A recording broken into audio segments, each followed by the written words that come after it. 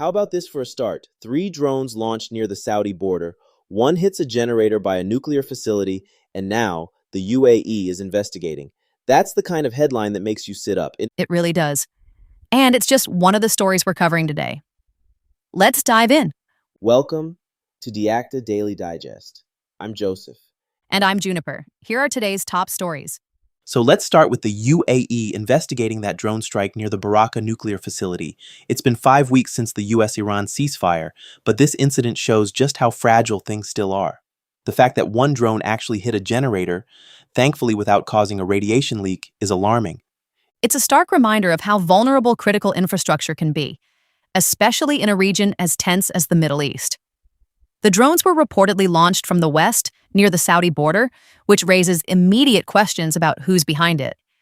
Iran seems like the obvious suspect, given their history of targeting Gulf states during this conflict.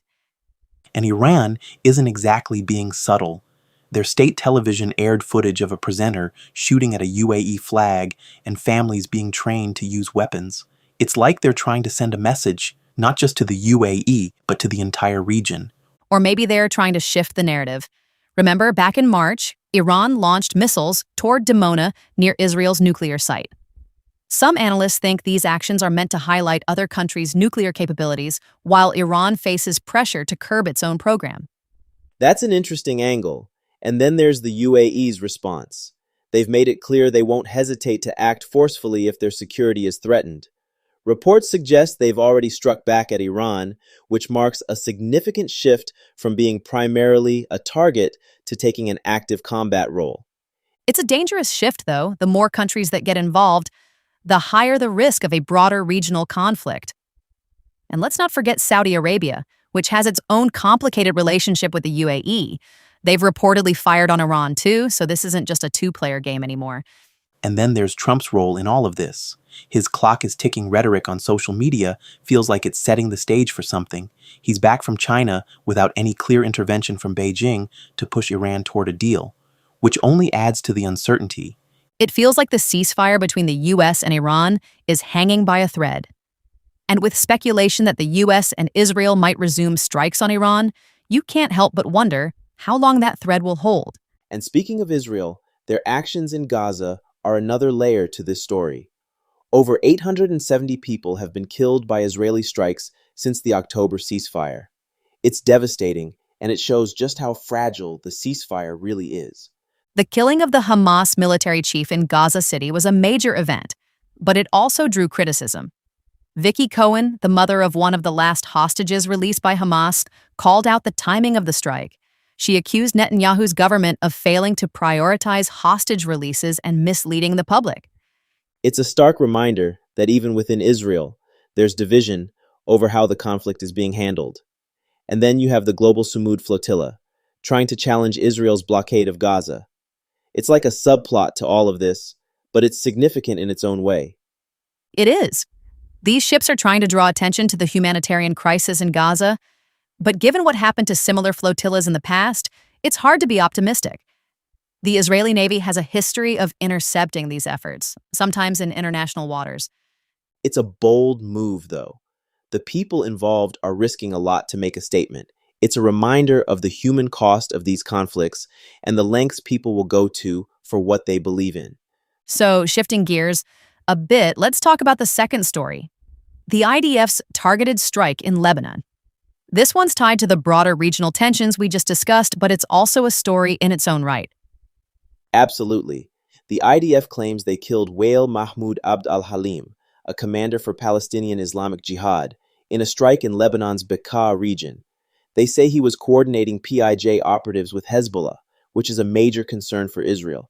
And the timing of this strike coming so soon, after the killing of Hamas military commander Izz ad-Din al-Haddad in Gaza, shows just how relentless the IDF is being. They're clearly focused on eliminating key figures they see as threats. What stands out to me is the IDF Chief of Staff's statement about pursuing everyone involved in the October 7th massacre.